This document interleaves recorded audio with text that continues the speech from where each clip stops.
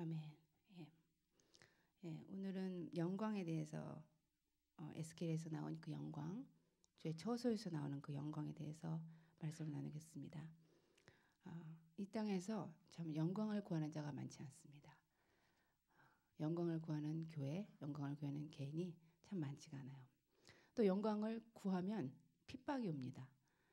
그래서 핍박이 오고 여러 어려움이 오기 때문에 정말 영광을 함부로 또 구해서는 안 될 것 같습니다. 그래서 제가 아는 분들 보면 영광을 구하다가 이혼도 당하시고 영광을 당하면서 여러 환난과 핍박을 그 가족이 당하는 걸 봐요. 그래서 어저께 또 목사님께서 이 길을 걸어가는 자들이 얼마나 힘든지, 그래서 그들을 위해서 기도하라 그랬을 때 제 안에 굉장히 큰 슬픔과 아픔이 다가왔습니다. 단순히 그 본인뿐만 아니라 그 본인의 자녀들이 겪는 그 아픔들이 얼마나 클까. 정말 그들을 보상해 주시옵소서, 그런 기도가 나왔어요. 그런데 정말 이 영광을 본 자만이 이 길을 끝까지 갈 수가 있습니다. 이 영광을 구하는 자도 많이 없지만 이 영광을 끝까지 갈 수 있는 자는 그 영광을 보았기 때문에 그 길을 갈 수 있는 것입니다. 그런데 이 땅에서 이 영광을 구하는 자가 너무나 적다는 것이 또 주님의 슬픔입니다. 우리 개인이 영광을 구하지 않고 있고, 또 우리 교회들이 영광에 대한 열망조차 없이 교회가 하나의 프로그램이 돼서 이 땅에 존재한다는 그 자체가 큰 슬픔이죠. 또 영광을 구한다고 해도 잘못 구하는 사람들이 있습니다. 야고보서에 보면은 너희가 구해도 얻지 못함은 욕심으로 구했기 때문이라 그래요. 영광을 구하는데 영광을 구하고 있지만 그것이 자기 야망이고 자기의 이름을 날리기 위해서 그 욕심으로 구하면 그 영광은 임할 수가 없는 것입니다. 그래서 영광이 만약 그런 사람에게 임하면 그건 큰일이 나는 거기 때문에, 왜냐면 그런 자에게 영광이 임하면 그 사람은 죽게 되거든요. 그러니까 하나님이 영광을 이 땅에 임하게 하시려고 해도 할 수가 없는, 임하실 수가 없는 그런 상태에 있는 것입니다. 그래서 하나님의 영광이 안 오시는 것이 아니라 하나님의 영광이 못 오시는 것입니다. 제가 주님의 영광을 대면하면 그 영광 안에 주님의 심장이 파열되어 있습니다. 주님의 심장이 갈기갈기 찢겨져 있어요. 핏줄이 다 터져 있고 힘줄이 다 터져 있고 실핏줄이 터져 있는 그 주님의 심장, 그 파열된 심장을 제가 대면합니다. 그건 뭐냐면 그만큼 영광으로 우리에게 임하고 싶어 하신다는 것입니다. 그만큼 영광으로 주님은 우리에게 오고 싶어 하신다는 것입니다. 우리가 구했는데도 안 오는 것은 그분이 오고 싶지 않아서가 아니라 우리가 그분을 못 오시게 하고 있다는 것입니다. 우리 안에 있는 개인의 야망과 자아의 욕심들이 잘못 구하기 때문에 그 영광을 오지 못하도록 차단하고 있는 것입니다. 그래서 저는 어쩔 때는 그런 것 같아요. 주님의 그 심장의 파열을 대면하고, 또 이쪽에서는 영광을 구하지 않는 사람들을 보면서 이렇게 짜부가 되는 느낌이 들어요. 그러니까 주님은 너무 오고 싶어 하는데 이쪽에서는 구하지도 않고 있고, 근데 구해도 잘못 구하고 있고, 그래서 이게 코드가 안 받는 그런 상태에 있는 그런 우리 교회들의 모습을 보면서 참으로 주님이 얼마나 슬퍼하실까. 그래서 여러분, 주님은 못 오시고 있는 것입니다. 우리 안에 주님을 차단하는 수많은 것들 때문에 주님이 못 오시고 있는 것이지, 왜 나는 주님이 나를 안 만나주세요? 주님이 얼마나 여러분을 만나고 싶어 하시고 그 심장에 파열되어 있는데 여러분에게 안 오시고 싶겠습니까? 우리에게 오지 못하는 것은 우리의 마음 깊은 곳에 아직도 주님의 영광이 오지 못하게 하는 수많은 것들이 있기 때문이라는 거. 그렇게 우리가 우리 자신을 자꾸 들여다보며 우리 자신을 정결케 하는 작업, 거룩한 작업을 계속해야 되는 이유인 것입니다. 그래서 이 아버지의 심정을 이해하실 수 있어야 돼요. 얼마나 주님이 우리에게 그 영광을 부어주시고 싶어 하시는지. 우리의 창조 목적이 그거잖아요. 그분의 영광을 찬송케 함이라. 그 말은 뭐예요? 그분의 영광을 드러내미라. 영광을 드러내려면 그 영광이 내게 담겨야죠. 그죠? 우리는 그분의 영광을 담도록, 그 영광을 내 안에 소유하도록 그렇게 창조된 것입니다. 그것이 우리의 창조 목적이에요.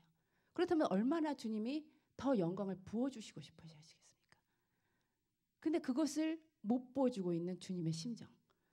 그리고 그 영광 대신에 헛된 것을 먹고 있고 헛된 영광을 구하고 격동하고 있는 수많은 몸부림치는 인간 영혼들을 보면서 주님이 얼마나 아파하실까. 그 심장을 여러분이 대면하시기를 원합니다. 그 심장이 얼마나 아파하시는지. 그래서 그 영광을 아시는 여러분들이 되도록 여러분의 전체를 전부를 완전히 포기해드리고 그 하나만 그 영광만을 구하기에 내 자신을 완전히 헌신하는 여러분이 되기 원합니다. 예. 그리고 하나님의 그 영광을 알게 되면 그 하나님의 속성을 아는 것입니다. 그래서 그 하나님의 속성의 가장 깊은 부분이 영원한 사랑이십니다. 그 사랑의 속성을 내가 아는 것이에요. 그래서 그 영광을 대면한 사람은 항상 이렇게 말할 수가 있어요. 아, 주님이 나를 정말로 사랑하시는구나. 그러니까 입술로 그러는 것이 아니라, 그리고 우리가 교리로 말하는 것이 아니라 정말로 아, 하나님이 나를 정말로 사랑하시는구나. 이게 뼛속 깊이 그 영광을 대면한 자는 그 사랑을 알았기 때문에, 익숙히 알았기 때문에 그 영광을 그렇게 표현해내는 거야. 정말 주님이 나를 사랑하고 있구나. 이걸 흔들릴 수 없는 진리가 되는 거예요.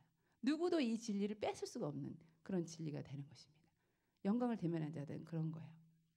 그리고 영광을 또 구하려면 아까도 말한 것처럼 내 안에 자아들이 주님을 오지 못하게 하는 그 모든 것들을 처리해야 됩니다.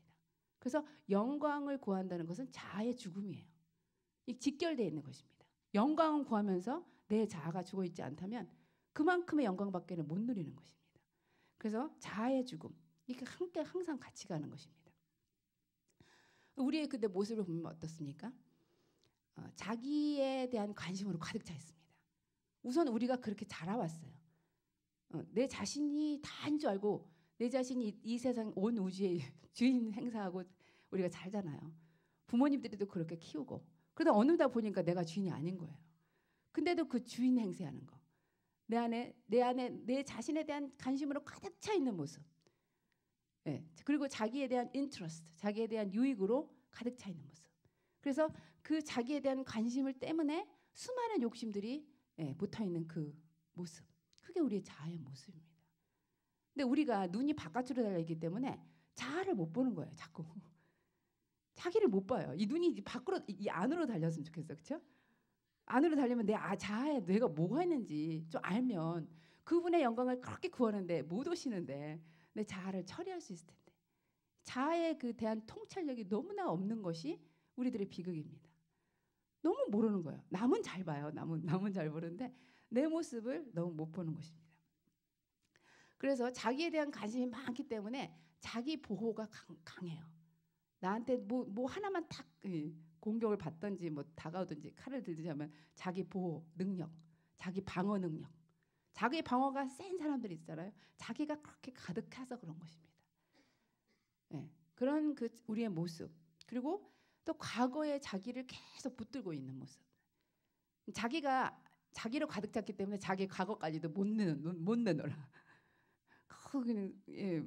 그 쓰레기 같은 과거들을 다 못 내려놓고 그 보따리들을 계속 끌고 다니는 우리들의 모습. 또 우리의 미래에 대한 모습도 자기 미래에 대해서 못 놓는 것입니다. 하지만 자기가 죽었다는 것은 자기 보호도 죽었고 자기 방어도 없고 자기에 대한 관심도 없고 그리고 자기에 대한 그런 어떤 그 모든 과거와 미래가 죽은 그런 상태에 우리가 놓이는 것입니다. 여러분 생각해 보세요. 그런 사람이 얼마나 자유롭겠습니까? 그죠? 그 자유 안으로 들어가기를 하나님이 그토록 열망하시는 것입니다. 근데 우리는 그래도 자아가 좋은 거예요. 그래도 내가 좋은 거예요. 그래서 오늘도 붙잡고 내일도 붙잡고 어제 죽었다가 또 오늘도 살아나고 근데 제가 이번에 어떤 분과 얘기를 하는데 자아의 죽음을 계속 저는 이제 연습하고 그것에 대해서 이제 묵상하고 있는 상태잖아요. 근데 어떤 분과 얘기를 하는데 굉장히 상처 주는 말을 하는 거야, 내 앞에서. 그 어떤 사람은요 상처 주는데 아주 능수능란합니다. 그리고 그 혀가 그 상처를 주기 위해 제조된 것 같아. 상처 주기 위해서 제조된 타작기계 같아. 그거 팍 부시 이렇게 칼로 이렇게 찌르듯이 그런 말을 합니다.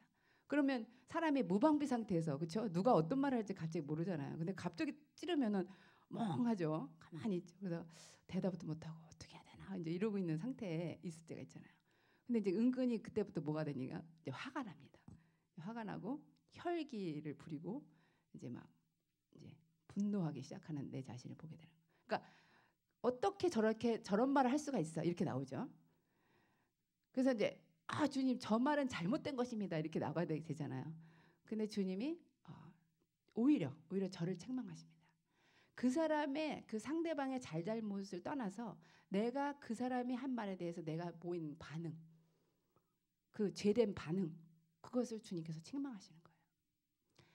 그 혈기 부리고 아직도 살아있고 뭔가 이렇게 누군가 나를 찌르면 꿈틀꿈틀거리는 그 지렁이가 꿈틀거리듯이 내 안에 살아있는 그 자아를 주님 보여주시는 것입니다. 그러면서 그 자아를 잘못됐다고 하는 것이에요. 그걸 회개하라 그러는 것이에요. 그래서 회개하는 것입니다. 그래서 여러분이 상처를 받잖아요. 그러면 저 사람이 잘못됐어. 저 사람이 잘못된 말을 했어. 그릇된 행동을 했어가 아니라 그건 그렇고 그것에 대해서 내가 보인 여러분의 그 반응을 살펴보셔야 돼요. 그렇지 않다면 우리가 항상 내가 상처를 주기도 하지만 남들한테 상처를 받잖아요. 그러면 남들한테 받은 상처를 우리가 그 처리하지 않으면 그 상처가 내게 더러움이 됩니다.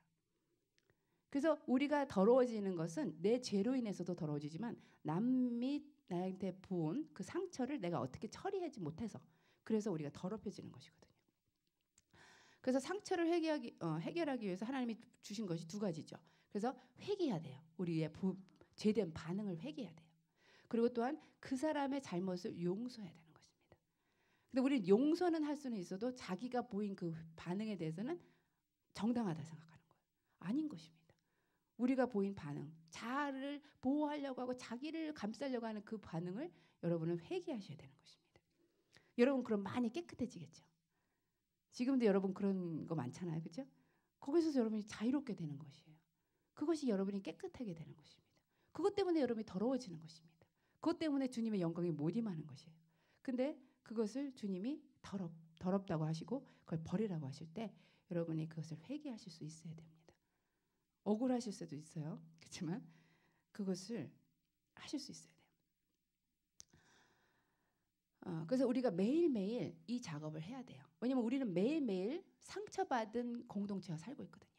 상처받은 개인들과 살고 있고 상처받은 교회와 살고 있기 때문에 우리가 어떻게 이러한 상처받은 공동체와 함께 더럽혀지지 않고 살 수 있을까? 그 방법을 주님은 회개와 용서로서 그 죄를 그것을 다루는 그 길을 열어주신 것입니다. 그래서 여러분은 정결케 되실 수 있는 것입니다. 거룩게 되실 수 있는 것입니다. 그리고 또 자아가 죽은 것을 어떻게 알 수 있냐면 우리가 외면당했을 때, 무시당했을 때, 짓밟혔을 때 어떻게 여러분이 반응하시는가? 그 모습을 통해서 여러분도 여러분의 자아의 모습을 반추하실 수가 있습니다. 제가 이렇게 얘기를 하는 것은 여러분이 자아에 대한 통찰력을 가지시길 원해서 그래요. 그냥 자아가 어떻게 돌아가는지 모르고 몇십 년을 사시는 분들이 있어요. 그죠? 10년, 20년 우리 뭐 아시는 주변의 분들과 뭐 보면 그렇잖아요. 실망과 상처 그거에 막 엉켜갖고 그걸 한 번도 처리하지 않고 그리고 매일매일을 그렇게 쌓아두고 사셨다가 나중에 암 걸려갖고 병 걸리고 우리는 이 자아를 계속 청결하게 하는 그 작업을 해야 되는 것이에요. 카페에 올려놓은 글을 보면은 자아의 정체에 대해서 어떤 분이 글을 썼어요. 그래서 원래는 우리가 하나님이 우리를 창조했을 때 우리가 자아가 없었습니다. 그죠? 프리윌, 자기에 있는 자유의지만 있었어요. 그런데 우리가 죄를 짓고 나니까 선악과를 자유의지로 선택한 것이 선악과를 먹게 되니까 그때 사단이 자아라는 옷을 입고 우리에게 들어온 것입니다. 그래서 자아라는 옷을 입고 우리에게 들어왔기 때문에 우리는 자아가 우리 편이니까 좋은 건지 알아요. 우리 편인지 알아요. 나를 도와줄 거라고 생각해요. 그래서 자아를 계속 감싸는 것입니다. 그런데 그 안에는 뭐가 있냐면 사단이라는 거죠. 자아는 사단이 자아라는 옷을 입고 내 안에 들어온 정체인 것입니다. 그 실체가 바로 그것이에요. 그래서 자아를 계속 감쌀수록 나는 하나님과 대적하는 자가 되는 것입니다. 하나님과 철천지 원수, 그 속의 실체가 사실은 사단이기 때문에 그 사단의 정체로서 그것이 나중에는 모습을 드러내는 것입니다. 그래서 여러분은 이 자아는 여러분이 적극적으로 추방해야 되는 것입니다. 예, 사단처럼 여기면 됩니다. 사단처럼 여기면 돼. 우리 편이 아니다. 그래서 우리가 죄인이라는 말이 뭐냐면 죄인을 다시 다른 말로 표현하면 스스로 속은 자라는 거예요. 자아에게 스스로 계속 속는 것입니다. 끊임없이 속아요. 일생을 속아요. 평생 속다가 그래서 스스로 속은 자로서 일생을 살다가 그 속은 자한테 팔려갖고 지옥을 가는 것입니다. 여러분 얼마나 이게 눈 뜨고 볼 수 없는 그런 상황입니다. 우리 현실을 보면. 그래서 스스로 속은 자요, 스스로 팔린 자라고 해요. 그리고 한 단어로 말한다면 자기 기만. 자기한테 기만당하는 거예요. 매번. 당하고도 또 당하고 또 당하고 그러는 것입니다. 사단은 그렇잖아요. 한 수법밖에 없다 그러잖아요.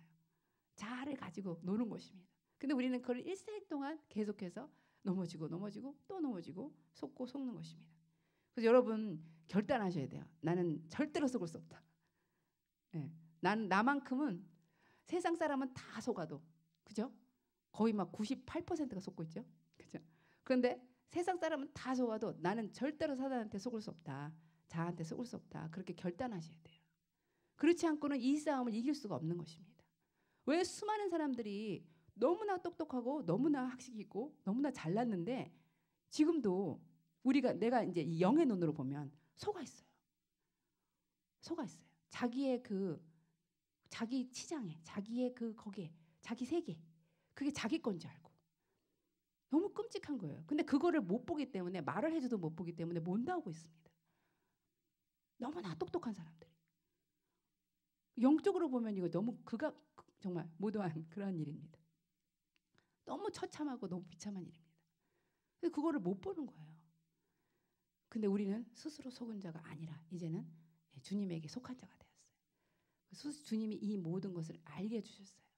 우리가 어떻게 해야 그 생명의 좁은 길로 갈 수 있는지 그거를 알려주신 것입니다. 그래서 여러분이 정말 이 길을 가고 싶어도 매번 싸우는 것이 그리고 매번 넘어지는 것이 자아란다면 그 자아 때문에 더 깊이 못 나간다면 이것을 여러분 연습하셔야 돼요.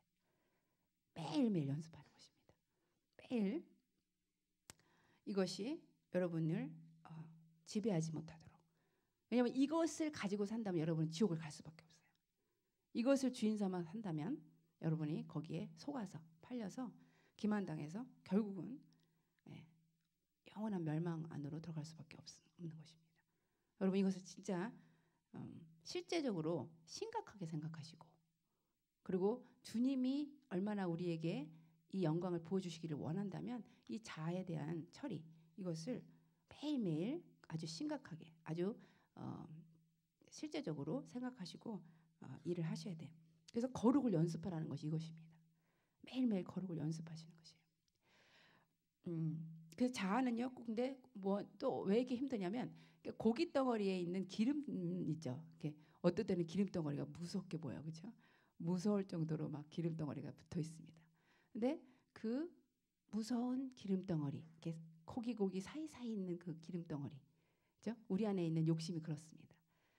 잘 다 없어진 것 같으면서도 자세히 살펴보면 다 남아 있고 붙어 있는 그 기름 덩어리 같은 것들을 우리가 제거해야 되는 것이에요. 그래서 어떠한 자아의 흔적들, 그 트레이스를 자꾸 떨쳐내는 것이에요. 그러니까 그것이 내 어떠한 그 명상을 통해서도 이루어지지만 관계 안에서 많이 일어납니다. 내가 잘 모르니까 관계는 어떤 면에서 거울 것 같아요. 그래서 남이 나한테 하는 것을 통해서 나 자신이 보여지는 것이에요. 그래서 남이 참 고마워요. 어떨 땐 그렇죠? 나를 보여주니까. 그래서 그것을 통해서 나를 자꾸 씻어내는 거예요. 여러분 어떤 거는 씻어도 구정물이 나오죠. 그런 것처럼 우리 안에 구정물이 계속 나옵니다. 그렇지만 그거를 매일매일 하실 때 여러분은 어제보다 더 거룩해지셨고 어제보다 더 정결해지신 것입니다. 근데 어떨 때는 어제보다 별로 이렇게 나은 게 없고 별로 이렇게 흔적이 없는 거예요. 이렇게 별로 표시나는 게 없으니까 그러니까 절망할 때가 많아요. 그렇지만 여러분 매일매일 그거를 1년, 10년, 그게 20년 걸릴 수도 있지만 그렇게 되면 굉장히 현저한 차이를 나타내는 것입니다. 그래서 여러분이 이것을 원하셔야 돼요. 그래서 원함이 있는 그 욕구와 욕망을 그 뿌리 깊이 찾아내실 수가 있어야 돼요. 근데 제가 24시간 때 이제 우리가 이렇게 한꺼번에 기름 부음을 받게 되잖아요. 그러면 그 이 24시간의 농축적인 기름 부음을 받게 되면 그 다음에 바로 시험을 찾아오는 걸 느껴요. 네, 24시간 여러분 그런 거 많죠? 24시간 여기서 머물면서 기름 부음과 은혜를 받게 돼요. 근데 그 은혜와 기름 부음을 다 쏟아붓는 그런 시험거리가 기다리고 있죠. 네.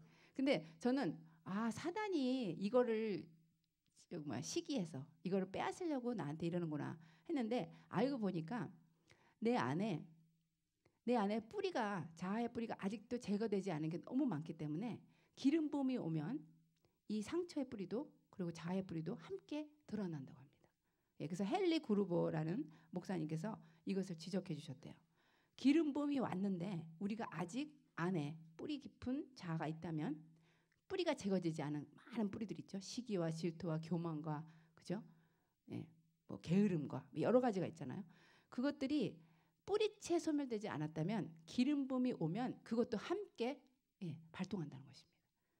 그래서 이유를 알 수 있죠. 그렇죠? 24시간 여기서 은혜 다 받고 나서 그 다음날 다 쏟아붓는 그 이유가 바로 그런 것입니다.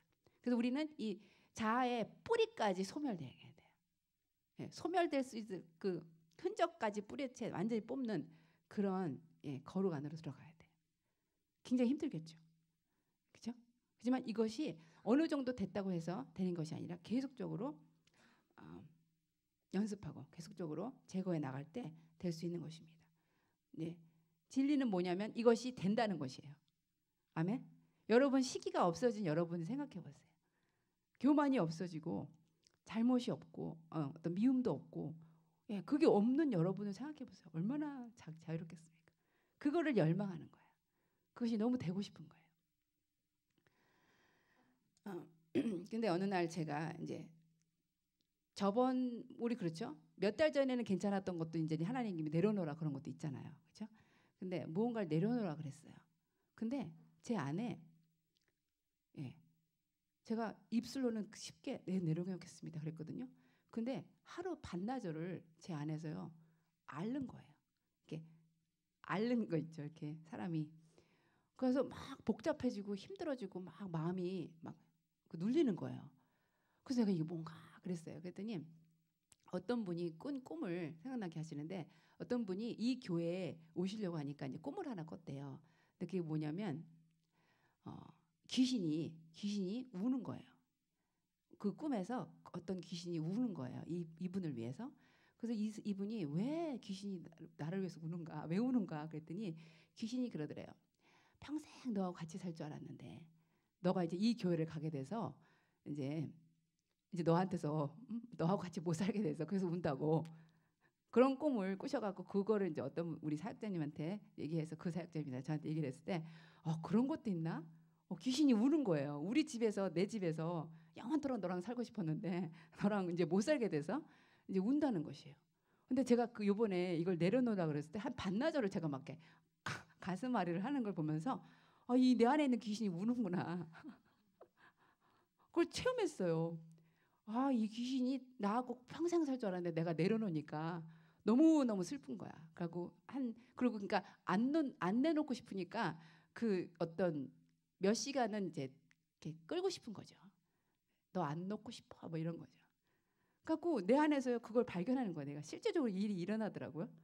그래서 그 꿈이 이해가 됐어요. 여러분 귀신의 집인 거 아세요? 여러분들 귀신으로 가득 차 있습니다. 근데 귀신이 이제 떠나면서 너랑 영원토록 살고 싶었는데 이제 못 사니까 그러니까 운다고. 근데 정말 내 안에서 우는 걸 느끼는 거야. 어떤 것이 울어요. 그걸 여러분이 경험하기 원해요. 실제적으로 이루어집니다. 그래서요 신앙은 연륜이 있어야 된다는 게 그게 뭐냐면 이게 진짜 시간이 이어야 되는 거야. 그러니까 하루아침에 안 되니까. 그러니까 거룩해지려고 그래도 왜 신앙이 10년이 있어야 되고 20년이 있어야 되는가 그걸 알게 되는 거야. 시간을 요하더라고요. 내가 거룩해지려면 진짜 어떤 거는 10년도 걸리는 것입니다. 그렇지만 여러분 빨리 시작할수록 유리하죠. 빨리 시작하세요. 그리고 모든 것을 한꺼번에 버리기는 어렵지만 하나하나, 하루에 하나씩, one at a time, 차례차례 버리고 그 죄의 세력이 내 안에서 없어지기까지, 끈질기게, 피 흘리기까지 이 싸움을 해내셔야 됩니다. 하루하루 매일매일 싸우셔야 돼요. 매일매일 주님 앞에 번제를 드리듯이 매일매일 이 싸움을 싸워내셔야 돼요. 그래서 우리가 어제보다는 더 늙었죠. 그렇지만 우리는 어제보다는 더 정결해진 것입니다. 어제보다는 더 깨끗해진 것입니다. 이게 얼마나 큰 소망이에요. 그렇죠? 그래서 우리의 겉사람은 후패하나 우리의 속사람은 날로 새롭도다. 늙어가는 건 어쩔 수가 없어요. 그렇죠? 그렇지만 우리가 크리스천들은 늙는 것도 속도가 안 돼요. 안 나가요.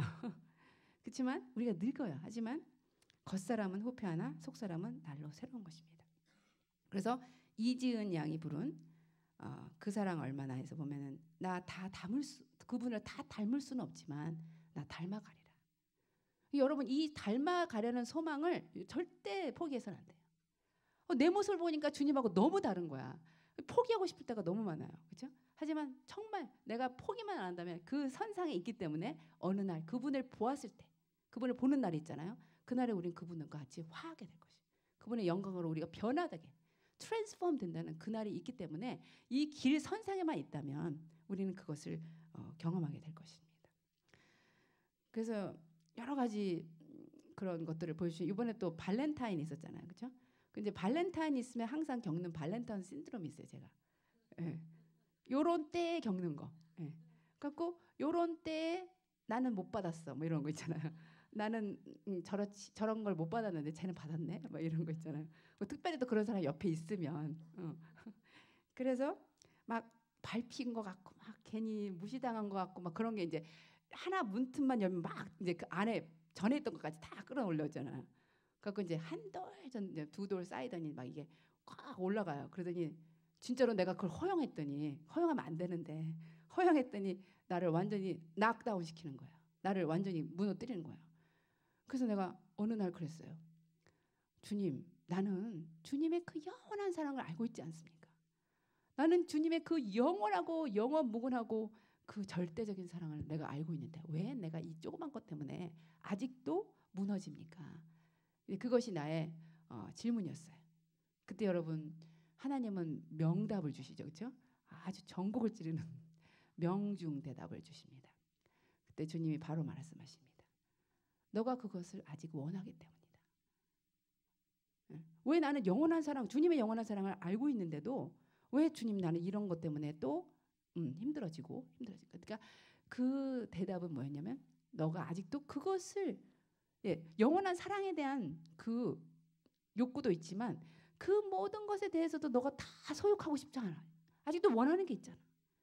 그걸 진짜 내가 원하더라고요. 근데 그걸 원하는 만큼 나는 실망하는 거예요. 원하는 만큼 나는 무너지는 거예요. 그래서 여러분 꽃을 받을 수도 있고 뭐 많은 걸 받을 수 있고 사랑받을 수 있어요. 하지만 그 사랑이 주어지지 않았을 때 여러분이 휘청거린다면 그거는 잘못된 것입니다. 그렇죠? 우리가 사랑받을 수 있지만 사랑받지 못했을 때 내가 내 존재가 휘청거린다면 그거는 어때요? 아직도 그것에 대해서 무게를 너무 많이 실어주고 있는 거예요. 그래서 여러분이 영원한 사랑만을 구하는 영원한 사랑만이 내가 정말로 추구해야 될 것이라는 걸 알기 때문에 그 영원한 사랑의 그 영광을 보았기 때문에 그 영광을 다른 데서 구하는 것이 그것이 주님의 슬픔인 것입니다. 그 영광만을 구하지 않는 것이 주님의 슬픔인 것입니다. 왜냐하면 그것만이 사실 우리를 만족시켜 준다는 걸 알기 때문에 그렇죠? 그것 외에 다른 것을 구하는 것이 주님의 고통인 것입니다. 그것만으로 내가 채워지고 충족될 수 있다는 그것을 계속적으로 연습해야 되는 것이거든. 그러니까 알면서도 또 다시 다른 것에 우리가 기대를 해요. 그래서 여러분이 존재가 변해야 되는 것입니다. 여러분 안에 존재가 변하는 영광을 구한다는 것은 그래서 존재의 변화인 것입니다. 존재 자체가 어디에 기대고 있느냐? 하나님의 영원한 영광에 기대고 있느냐? 아니면 아직도 세상과 사람과 그리고 욕심과 야망에 내가 기대고 있느냐? 여러분들이 여러분의 자신에서 떠나야 되고 여러분의 주변 사람에게서도 떠나야 돼요. 여러분이 세상과 야망과 욕심에서도 떠났죠? 이제 사람에게서도 떠나야 돼요. 여러분이 여러분에게조차도 떠나야 되는 것입니다. 아멘. 예, 그렇게 해야 할 정도까지 가야 돼요. 그래야만 여러분은 그 영광만을 구하기 때문에 그 영광을 더 깊은 강도와 더 깊은 증폭된 상태에서 주님을 만날 수 있는 것입니다. 그래서 여러분의 존재가 변화돼야 돼요. 존재의 변화를 맛본 자들, 그래서 모든 것을 떠난 자들은 이제 무서운 것이 없는 것입니다. 그렇죠? 예. 그래서 이 심판이 오는 이유는 왜 우리에게 심판이 오냐면 이 미국에 지금 심판이 임했죠. 왜요? 경제적인 심판입니다. 왜냐하면 이 영혼들이 죄와 자기에게서 욕심에게서 안 떠나려고 하기 때문에 그래서 주님은 심판을 통해서 그거를 처리하고 싶으신 것이에요. 우리가 정말로 구해야 될 것을 구하지 못하기 때문에 주님께서는 그 심판을 통해서 이 죄와 자화의 활동을 떨쳐내기 위해서 우리를 치시는 것입니다. 우리를 깨끗게 하시는 것이에요. 그래서 주님이 조치를 취하시는 것이 이 심판인 것입니다. 이때 우리는 더 거룩해져야 돼요. 그래서 제가 한 번은 쪽지에 이렇게 썼어요. 평생을 주님 제가 자아가 원하는 대로 살았습니다. 그러나 이제는 주님이 원하는 대로 살기를 원합니다. 예, 평생을 내 자아가 원하는 대로 살았다는 그 깨달음이 어느 날 왔어요. 그런데 이제 주님께서 원하는 삶을 진짜 살고 싶다고. 그 소욕과 그 원함이 다 주님에게서 온 것이 되기를 원한다고 그렇게 했어요. 그래서 여러분 우리가 주님의 영광을 보았기 때문에 그 영광이 내게서 떠나는 것이 최악의 것입니다. 그죠? 주님의 영광을 이제 더 원하고 주님의 영광 안으로 들어가는 것이 우리의 목적인데 우리의 어떠한 죄악 때문에 그분이 만약에 떠난다면 그것이 가장 큰 최악의 것이에요. 그래서 오늘 제가 에스겔서를 보게 되었는데 에스겔서가 바로 주의 영광을 다룬 책입니다. 그리고 이스라엘 백성이 주님의 영광을 맞닥뜨리고 대면한 자면서도 그 영광을 떠나게 한 그러한 큰 실수를 범한 그러한 나라입니다. 그래서 영광의 떠남과 그리고 그렇지만 다시 회복되는 영광의 귀환을 이 에스겔서는 말하고 있어요. 근데 그 영광이 떠나게 한 가장 큰 죄가 뭐냐면 우상 숭배에 대한 그런 죄입니다. 우상을 마음 가운데 두는 것이에요. 근데 우리가 우상을 두게 되면 하나님은 꼭 우리가 우상하고 잠자리를 같이 한 것 같이 여기십니다. 그래서 이 에스겔서에서요 가장 아주 적나라한 표현이 이스라엘을 어떻게 부르냐? 오 창녀여 그렇게 말해요. 예. 다른 어떤 데도 그렇게 말한 건 없는 것 같아요. 근데 에스겔서에 보면은 이스라엘을 아주 적나라하게 표현합니다. 오 창녀야, 오 음녀야, 오 프라스티튜트 이렇게 말을 해요. 그러니까 우리가 우상 숭배를 하게 되면 주님은 그 우상 숭배에 내가 잠자리를 같이 한 것처럼 그렇게 여긴다는 것입니다. 내 마음이 빼앗겼기 때문에. 그리고 그것은 가장 큰 주님에게 든 모독입니다. 신성 모독이에요. 왜냐하면 내가 그 우상보다도 못하더냐. 예, 내가 그렇게 우상을 품고 있으면 그 우상보다도 주님이 작아지는 것이에요. 그래서 그 우상보다도 더 작아지는 하나님을 만들기 때문에 신성 모독이 되는 것입니다. 근데 이걸 우리가 모르죠. 그렇죠? 우리 그 세상 사람들이 이걸 알고 있다면 이 기준을 알고 있다면 그렇게 살겠습니까?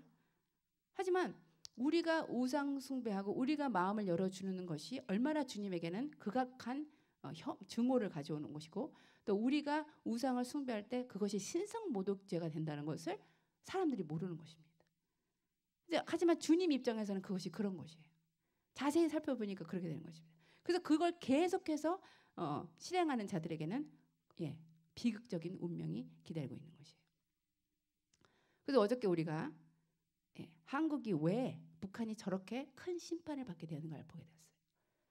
북한에는 평양에 영광이 임한 나라예요. 영광이 임한 도시입니다. 주님의 영광을 아는 도시예요. 그곳에 하나님의 영광이 임해서 수많은 사람들이 주님의 영광을 대면하게 되었어요. 근데 그들이 어떻게 했습니까? 1907년에 평양에 대붕이 임했는데 1938년에 신사참배가 이루어졌어요. 그러면 31년 동안 주님의 은혜를 맛본 자들이라는 것입니다. 그때 은혜를 받았잖아요, 자들이. 근데 31년 만에 그 영광을 배교했어요. 배신했어요. 왜 주님이 이렇게 극악한 심판을 내릴 수밖에 없는가? 이스라엘의 운명도 똑같았습니다. 이 에스겔이 계속해서 말하는 것이 너희들이 엄청난 비극적인 운명을 받게 될 것이다. 기근과 칼과 전염병과 짐승들이 너에게 임할 것이다. 그런데 그것이 임하게 되는 그 이유를 사람들이 모르는 거예요. 하지만 이 우상 숭배가 영광이 임했던 그들이 곧 주님과 결혼한 자들이 다른 외간 남자와 동침하는 그거와 같다는 것입니다. 외간 남자와 통관하는 그 우상 숭배의 죄악이 그렇다는 것입니다. 그랬을 때 북한에 그렇게 영광이 임했기 때문에 그 임한 도시에 영광을 배교했을 때는 그렇게 엄청난 더 큰 심판이 임하게 되는 것입니다. 그래서 우상 숭배를 주님께서는 계속해서 책망하고 있어요. 근데 이 이스라엘 백성이 또 어떻게 재밌냐면은 이 에스겔이 계속해서 너희들은 이제 바벨론의 포로로 팔려갈게 될 것이다. 막 그렇게 말을 해요. 그런데 뭐라고 뻗팅기냐면은 우리는 사무엘 하에서 다윗에게 주님에게 언약하신 게 있다. 절대로 다윗의 일을 버리지 않을 것이고 또 예루살렘 성전을 버리지 않을 것이라고 주님이 언약하셨기 때문에 우리는 그 언약을 믿고 절대로 우리가 멸망당하리라고 생각하지 않는다고 에스겔에게 말해요. 근데 에스겔이 어떻게 자기의 논리를 펴냐면 에스겔이 10장에서 에스겔 10장을 보면은 성전에서 여호와 영광이 머물던 영광이 떠나는 그것을 기술해요. 그러면서 성전은 영원하지만 영광이 떠나면 그 성전은 영원할 수가 없다. 여러분 성전이 있는데 영광이 떠났으면 그 성전이 아니죠. 그렇지만 이들은 성전이 있기 때문에 자기들이 성전을 갖고 있기 때문에 하나님이 자기를 버리지 않을 거라고 생각했어요. 하지만 영광이 떠난 성전은 성전이 아닌 것입니다. 그래서 에스겔의 논리가 이제 성전에 영광이 떠났으니까 그러니까 너희들의 운명은 멸망당하는 것일 것이다. 그렇게 말하고 있는 것이에요. 그래서 심판을 피하려고 하는 자기들은 죄악은 엄청나지만 그래도 주님께서 자기를 버리지 않으실 거라는 그런 거짓 소망을 갖고 있는 이스라엘 백성들에게 에스겔은 말하는 것입니다. 심판은 이미 내려졌고 그 심판을 피하려고 하지 마라. 심판을 통해서 깨끗해지고 정결케 되어라. 심판을 통해서 회복되어라. 그렇게 말하고 있는 것입니다. 바벨론의 그 포로 생활을 통해서 이스라엘 백성이 깨끗해진 것처럼 지금 북한도 엄청난 시련을 통해서 그 땅이 깨끗해진 것입니다. 회복될 것입니다. 이스라엘 백성이 70년간 포로 생활을 했거든요. 근데 여러분 지금 북한이 저렇게 저런 어두운 정권 가운데 있는 것이 지금 63년 됐습니다. 그렇죠? 48년도부터 시작하면 64년 된 거예요. 65년 된 거예요. 그럼 70년이 가까워지는 것입니다. 70년의 복역이 어저께 우리 추전사님 말한 것처럼 복역의 때가 끝나는 시기가 이제 오는 것입니다. 그래서 이제 주님께서 회복시킬 것입니다. 예. 그래서 이제 이 에스겔서를 보면은 첫 장부터 주의 영광에 대한 환상으로 시작돼요. 그래서 이제 이 주의 영광에 대한 환상을 보았던 그 환상이 에스겔 43장에서 구체화됩니다. 그래서 이 43장 조금 아까 읽은 것처럼 이 영광은 내가 그발 강가에서 보았던 그 환상과 비슷하다라 그러잖아요.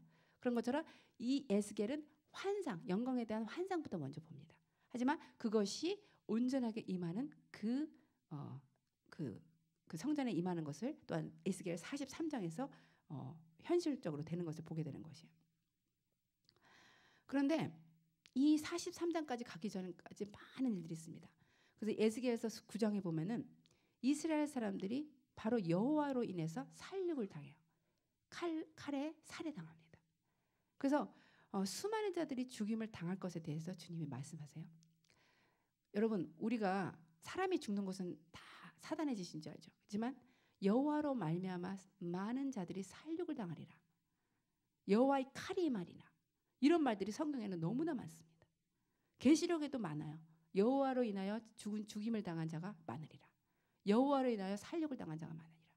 왜? 죄로 인해서 여호와로 인해서 살육을 당한 자가 많다는 것이 성경 전체에서 흐르고 있는 그런 주제인 것입니다. 근데 이제 10장에 9장에서 살육을 당하죠. 그다음에 10장 에스겔 10장에서는 그러면서 이제 진짜 영광이 떠납니다. 그래서 성경 전체에서 제가 볼 때는 가장 슬픈 대목 중에 하나, 그것이 이 에스겔서 10장인 것입니다. 성전에서 영광이 떠나는 그 동편의 문을 향해서 통해서 성전이 걷어가는 그 모습, 가장 힘든 모습입니다. 그리고 16장에 보면은 아까도 말한 것처럼 이스라엘 백성을 부르는 호칭이 오 창녀야 이렇게 불러요. 오 음녀야, 나와 같이 결혼한 너희들이 우상과 함께 잠자를 했고 마음을 빼앗겼구나. 그리고 23장까지 계속해서 이스라엘의 죄악이 낱낱이 드러납니다. 계속 다른 나라 열방들을 부러워하는 그들, 우리가 계속 우리 주님을 알면서도 세상을 부러워하고 세상의 것들을 또 마음에 두는 우리들의 모습, 그것이 죄인 것입니다. 그런데 25장부터는 이방 나라들에 대한 심판이 나와요. 근데 이 에스겔이 굉장히 민족주의자입니다. 그래서 이스라엘은 계속 죄악을 들추어내고 막 죄악을 책망하면서도 그래도 너는 회복될 거야. 쫙 책망하고 막 심판한다 그러면서도 너희는 결국은 회복돼서 주님의 나라의 귀한 백성이 될 거야. 이렇게 계속해서 이스라엘은 그렇게 말을 해줍니다. 근데 열국은 어떻게 얘기하냐면 너는 씨를 말릴 것이다. 넌 존재조차 없을 것이다. 막 이렇게 얘기를 해요. 그러니까 이스라엘의 심판과 열방의 심판의 다른 이유가 뭐냐면 이스라엘은 심판이 회복을 위해서 심판했어요. 그런데 열국은 심판 자체가 끝이에요. 심판을 통해서 그냥 끝내버리겠다는 것입니다. 그래서 여러분 바벨론이라는 나라가 이제 더 이상 없죠. 두로라는 나라가 없죠. 없는 것입니다. 그 당시에는 이스라엘 사람이 생각했을 때 바벨론이라는 나라는 아마 우리가 한국에 있을 때 미국 생각했던 그런 나라일 거예요. 미국이 갑자기 없어진다는 생각이 없는 것처럼 바벨론이라는 나라가 갑자기 존재 자체가 없어진다는 건 이거 상상할 수 없는 것이잖아요. 그런데 주님이 이스라엘을 심판하는 거하고 열방을 심판하는 것의 차이를 그렇게 두시는 거예요. 존재 자체를 내가 없애버리겠다. 더 이상 너는 이름조차 거론되지 않을 것이다. 이렇게 말하고 있는 것입니다. 그래서 결국은 이스라엘과 열방의 모든 것을 다스리는 그 주권을 주님이 갖고 있다. 그걸 말하고 있어요. 그래서 우리가 영적 이스라엘이잖아요. 그래서 하나님이 영적인 이스라엘, 곧 이스라엘로 부림받은 우리들은 심판할 때 회복 때문에 심판하세요. 때리면서도 회복해라. 그래서 심판하시는 것입니다. 하지만 저 바깥에 있는 믿지 않는 자들, 주님을 모르는 자들은 심판 자체가 그냥 심판인 것입니다. 그것이 다른 것이에요. 그래서 여러분이 심판을 받을 때는 이것을 믿어야 돼요. 주님이 나를 심판하는 것은 회복 때문이구나. 그래서 나는 북한도 영적 이스라엘을 생각해요. 그래서 주님이 심판하셨지만 그 나라를 끝장내려고 하는 것이 아니라 그 나라를 회복시키기 위해서 이스라엘을 심판을 통해서 회복시킨 것처럼 그 북한도 그렇게 심판을 통해서 정결케 하고 회복시키기 위해서 그렇게 일을 하셨다고 생각합니다. 그리고 또한 이 에스겔에서는 여러 가지 정말 우리가 취하고 싶은 것들이 많아요. 여러분 어떤 상점에 들어갔는데 뭐 이것도 있고 저것도 있으면 막 기분이 좋잖아요. 이것도 살 것이고 저것도 살 것이고 한꺼번에 다 있으면 좋잖아요.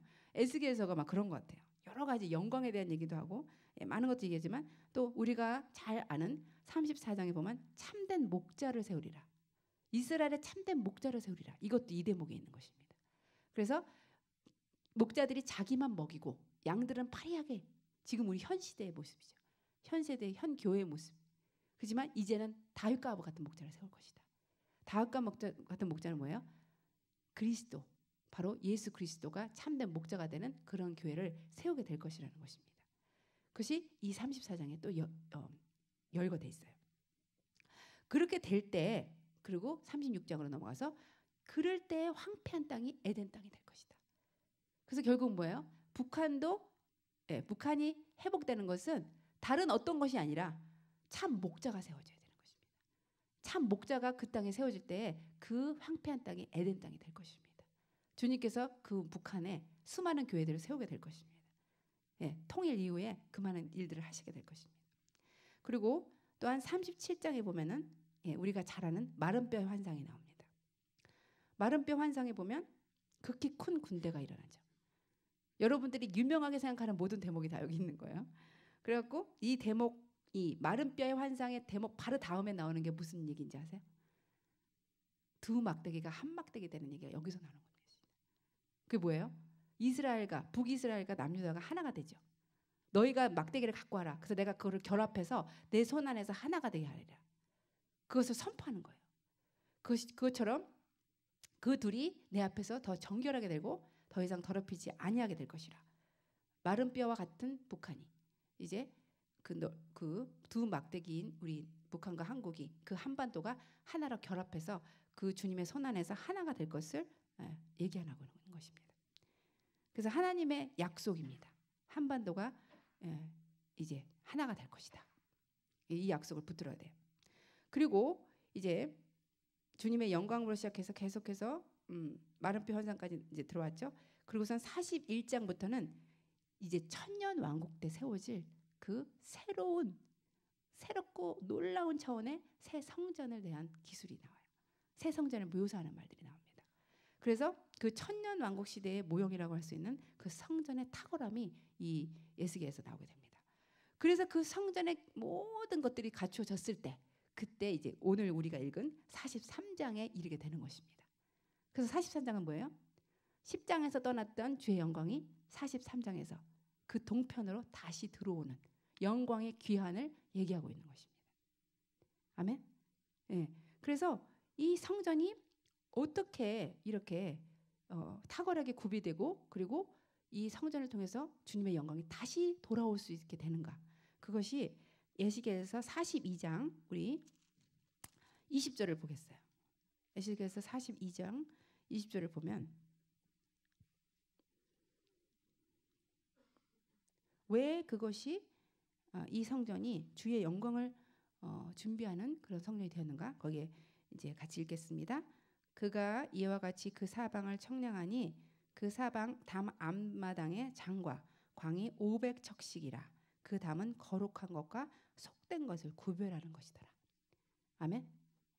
그래서 우리가 조금 읽었던 43장 8절을 잠깐 보세요. 그러면은 그들이 이렇게 나오죠. 그러면서 뭐라 그러냐면 그들이 문지방을 내 문지방 옆에 두며 그 문솔줄을 내 문솔줄 곁에 두어서 그들과 나 사이에 겨우 한 담이 막히게 되었다.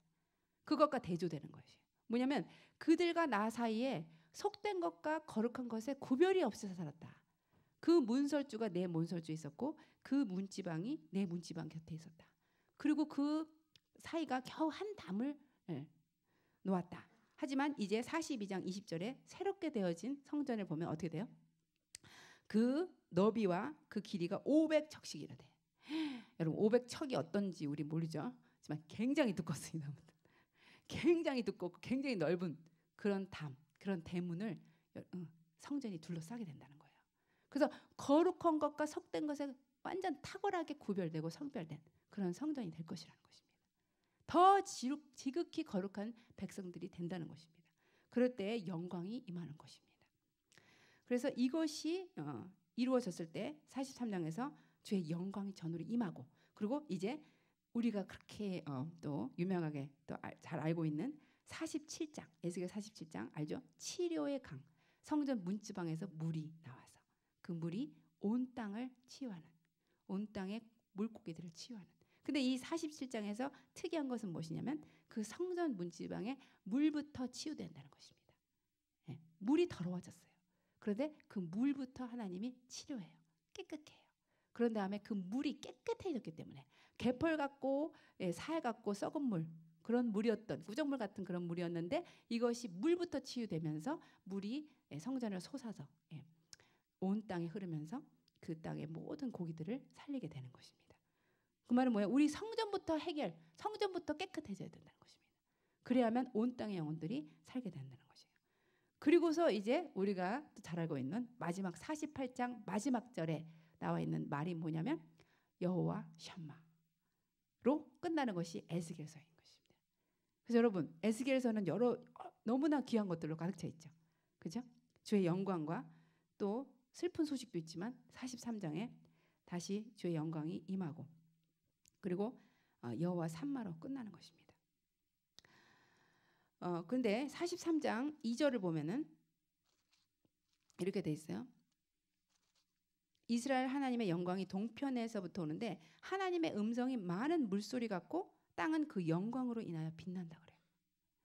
근데 이 영광이 임하는 장면이 그 전에도 몇 번 있었죠. 모세의 회막 때 영광이 임합니다. 근데 그것도 구름처럼 뭔가 이렇게 희깨머리한 그런 안개, 구름, 뭔가 형상처럼 이렇게 임하는 거예요. 근데 또 솔로몬에도 영광이 임했을 때 어땠어요? 구름이 임하죠. 그래갖고 막 그 구름 때문에 사람들이 일어날 수가 없고 그러잖아요. 근데 여기는 구름 같은 게 없어요. 그냥 많은 물소리밖에 없다. 그 말은 뭐냐면 그리스도의 복음의 광채가 영광 가운데 임하니까 그 복음이 너무나 해가 힘있게 비추는 것 같이 너무나 명확하고 정확하기 때문에 많은 물소리 같은 그런 청결한 그런 그 우리가 그것을 볼 때 너무나 아름답고 광채가 나는 그 명확하게 볼 수 있는 그런 복음이라는 것입니다. 그래서 우리 구름이 필요 없는 것입니다. 뭔가 현상이 필요 없는 것이 그런 그 영광이 우리 안에 임한다는 것입니다. 여러분이 그 그리스도의 영광의 복음의 광채를 본 자들이에요. 그죠? 아멘. 예. 그리고 그 영광이 임했을 때 재밌는 거는 그 땅이 그 영광으로 인해서 빛난다 그래요. 2절에 보면 하나님의 음성이 많은 물소리 같고 땅은 그 영광으로 인하여 빛난다. 그러니까 그리스도의 영광의 복음이 비춰지면 땅이 회복된다는 것입니다. 땅이 그 영광을 인하여 빛나게 되는 거예요. 그래서 저도 북한을 해서 기도할 때 본 환상이 그 북한이 아주 칠흑 같은 어둠이에요. 어둠의 땅이에요. 근데 뒤에서부터 굉장한 그 영광의 빛, 그 여명의 빛, 그렇죠? 그 굉장한 그 영광의 빛이 뒤에서부터 오는 것입니다. 그리고 그 빛이 그 땅을 뒤엎는 그런 환상을 봤어요. 그 말은 뭐냐면 복음만이 그 땅을 그 영광 가운데 뒤덮을 것이고 바꿀 것이고 회복할 것이라는 것입니다. 그래서 그리스도의 영광의 강체가 북한 땅에 임할 때 그 땅이 회복될 것입니다. 그 말은 그리스도의 영광이 임하면 그 빛이 임한다는 것입니다. 그 땅에 임한다는 것이에요. 그래서 북한에 필요한 것은 다른 무엇이 아니라 복음의 영광에 비친 것입니다. 다른 어떤 것이 아니라 여러 가지 있죠. 어저께 보니까 막 우리가 어머 한류도 한 몫을 했네, 막 이러죠. 그죠 여러분, 한류가 그 사람들을 고칠 것입니까? 한류가 한 역할은 뭐 통일에 대한 역할은 할 수 있겠지만 그 영혼들을 살릴 수는 없는 것입니다. 복음의 영광의 빛이 그 땅을 임할 때 그 땅이 그 영광에 인하여서 빛나게 될 것입니다. 그리고 이제 그렇지만 우리가 10절을 보면 인자야 너는 이 전을 이스라엘 족속에게 보여서 그들로 자기의 죄악을 부끄러우게 하라 그래요. 그래서 우리가 이 영광을 오시게 하는 그 길은 아까도 말했지만 우리의 자아의 모습들에 대해서 부끄러워할 줄 알아야 돼요. 자아의 욕심에 대해서 우리가 부끄러워야 돼요. 근데 왜 이스라엘 백성을 창녀라고 불렸냐면 여러분 창녀의 특징이 뭐냐면 낯이 뜨거워지지 않는다는 것입니다. 창녀는 무슨 짓을 해놓고도 부끄러움이 없고 낯 뜨거움이 없는 게 창녀의 특징인 것입니다. 바로 우리가 그렇다는 거예요. 우리가 죄를 짓고도 죄에 대한 부끄러움이 없어요. 낯 뜨거움이 없는 것입니다. 무슨 짓을 졌는지 모르는 것이에요. 그것이 바로 우리들의 모습인데 여기서 뭐라 하냐면 너희들이 만약 이 모든 일을 부끄러워한다면 부끄러워할 수 있다면 여러분 벌써 살 길을 찾은 것입니다. 여러분 부끄러워하십시오. 근데 부끄러워하는 게 싫죠. 그죠? 부끄러워하면 왠지 내가 작아지는 것 같으니까. 하지만 부끄러워한다면 여러분 생명을 찾는 거예요. 부끄러워한다면 회개의 길로 들어가는 것입니다. 어떠한 작은 욕심에 대해서도 부끄러워할 줄 안다면 그러면 우리가 회개 안으로 들어갈 수 있어서 우리가 그 살 길을 찾는 거예요. 근데 이 세상 논리하고 다르니까 그래서 이것을 못하는 것이에요. 하지만 이 에스겔에서 말씀한 것처럼 부끄러워한다면 그래서 회개하면 그러면 살 것이다. 그래서 다른 많은 선지서와 같이 이 에스겔서에도 보면은 회개하라. 그리하면 살리라. 이 말씀을 계속해요. 그리고 죄를 지은 영혼, 그 영혼은 죽으리라. 그 말이 계속해서 나옵니다. 다른 아버지, 내 윗대가 죄를 지어서 내가 죽는 것이 아니라 바로 내가 죄를 지어서 그 영혼이 죽게 되는 것이다. 그리고 회개하라, 살리라 그렇게 계속 얘기를 하는 거예요. 그리고 가장 이제 저의 관심을 끄는 그것이 뭐냐면 12절입니다. 12절에 보면은 전의 법은 이러하니라. 산 꼭대기 지점의 주인은 지극히 거룩하리라. 그래서 성전의 기준을 보여주세요. 성전이 갖게 될 기준, 그것이 뭐냐면 절대 거룩이라는 것입니다. Absolute holiness. 그것이 이 산 꼭대기 지점의 그 기준이에요. 그래서 성전 꼭대기의 정점의 기준은 바로 이것이다. 이 기준대로 이 절대 거룩안으로, 탁월한 거룩안으로 너희들이 들어오기를 바란다. 이것이 주님의 기준이요. 이것을 사모하는 자, 이거를 표상하고 이것을 사랑하고 열망하는 자들에게 하나님이 이 구별을 통해서 더 큰 약속을 그 다음 절에 하게 됩니다. 근데 여러분, 이 거룩에 대해서 우리 목사님도 저번에 얘기했지만, 이 거룩이라는 단어만 들으면 이 건강한 남성들이 SEX를 딱 어떤 책에서 보았을 때 보는 그 느낌, 관심이 확 저기 생기는 그런 느낌으로 본다 그랬죠. 그때 우리 제임스 패커의 책에 나온 거죠. 거룩이라는 단어가 나오면 우리 영혼이 그렇게 팔딱해야 되는 거죠. 갑자기 막 그것에 대해서 너무 열망하면서 그 안으로 들어가기를 막 소원하는 그런 상태가 되어야 되는 것입니다. 그렇게 거룩을 열망하고 절대 거룩 안으로 들어가기를 원하는 그런 상태가 되는 것입니다.